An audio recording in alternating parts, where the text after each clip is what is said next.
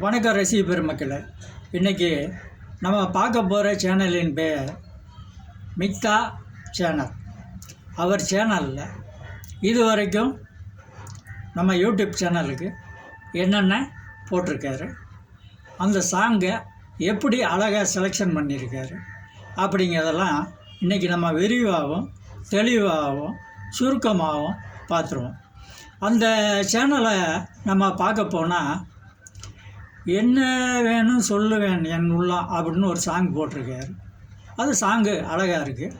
அவருடைய பெர்ஃபார்மன்ஸு அட்டகாசமாக இருக்குது. அவ்வளவு அருமையாக ஒவ்வொரு விஷயத்தையும் நுணுக்கமாக அவர் பாடிக்கிட்டு இருக்காரு பாட்டுக்கு தந்தாப்புல. அடுத்து மனக்கோவில் சிலையாக வளர்ந்தேன் நம்ம பாருங்கள். ஒரு கவிஞன், இதுதான் கவிஞன், சாங் செலெக்ஷன் பண்ணுறான் பாருங்க, அவனும் ஒரு கவிஞன் தான். மனக்கோவில் சிலையாக வளர்ந்தேன் நம்ம. உள்ள அவ்வளோ விஷயம் அடங்கியிருக்கு, அர்த்தங்கள் சூப்பர், ஆக்டிங் சூப்பர், அதில் எந்த குறையும் இல்லை. அடுத்து தூங்கவில்லையே அப்படின்னு ஒரு சாங்கு பாடியிருக்காரு. எனக்கு கொஞ்சம் அதில் தான் சந்தேகம் இருக்குது. அண்ணே தெரியாமல் கேட்குறேன்னா மன்னிச்சுக்கோங்க, தூங்கிட்டு தானே பாட்டு போட்டீங்க, கரெக்டாக சொல்லிடுங்க. சில சாங்கில் தூங்கிட்டு தான் நீங்கள் சாங்கு பாடியிருக்கீங்க, சுதாரித்து ஆடியிருக்கீங்க, பாடிக்கிட்டு இருந்துருக்கீங்க. இதானே? அப்படி எதுவும் பண்ணியிருக்க மாட்டீங்கல்ல? அப்போனா அதையும் ஒரு நடிப்பாக்கிடுங்க, சரியாயிரும்.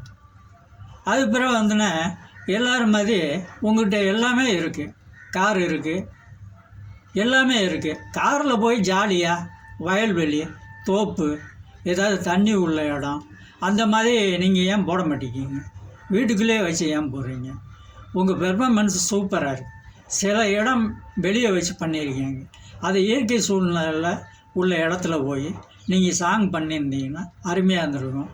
ஆனால் உங்கள்கிட்ட அந்த வில்லன் கெட்டப் இருக்குண்ணே. நீங்கள் கண்டிப்பாக ராஜு இருக்கார்ல, பழைய நடிகர், அவர் மாதிரியே இருக்கீங்க. அந்த தோற்றம் இருக்குது, அந்த மீசை உங்களுக்கு எடுப்பாக இருக்குது, அழகாக இருக்குது. அந்த மீசை அப்படி எப்படின்னீங்கன்னா சூப்பராகிடும். வில்லத்தனம் முறுக்கேறி நின்றோம். அதை விடாதீங்க, அதை ஃபாலோ பண்ணுங்க.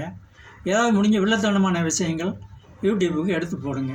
அது சக்ஸஸ் ஆகிறதுக்கு பல வாய்ப்புகள் இருக்குது.